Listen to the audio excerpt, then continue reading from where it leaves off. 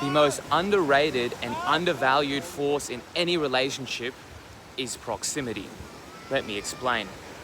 I believe there are three driving forces of any relationship, whether it be intimate or not. The first is proximity, i.e., how often are you seeing the person? How close are you physically? Are there frequent meeting points, i.e., work, family, school? This, I believe, is the single biggest driving force of any relationship, right? Without time spent with somebody, there is no place for a relationship to form. There is no space for depth to build. And I believe the vast majority of relationships are built on this. This is a double-edged sword in the sense that I believe it is the most important thing to foster a relationship, but it can also be one of those things of convenience that people will simply rely on and perhaps become friends with somebody that they aren't related to much. And the second factor, which is compatibility.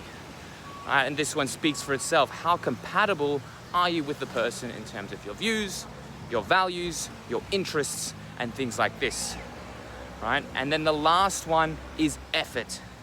And so you need a combination of these three forces. I believe the majority of relationships get driven purely by proximity. They have low compatibility and low effort, i.e., think going to school, going to work, everything is facilitated for you. You are just showing up and the other person happens to be there. If you look at a long distance relationship, for example, that is a perfect example of a low proximity relationship that relies purely on compatibility and on effort, right? Without compatibility and proximity, there's no way you're going to put an effort into that relationship. And then effort can be put across all of them. Effort typically increases when there is a perceived compatibility, and that can often overcome proximity.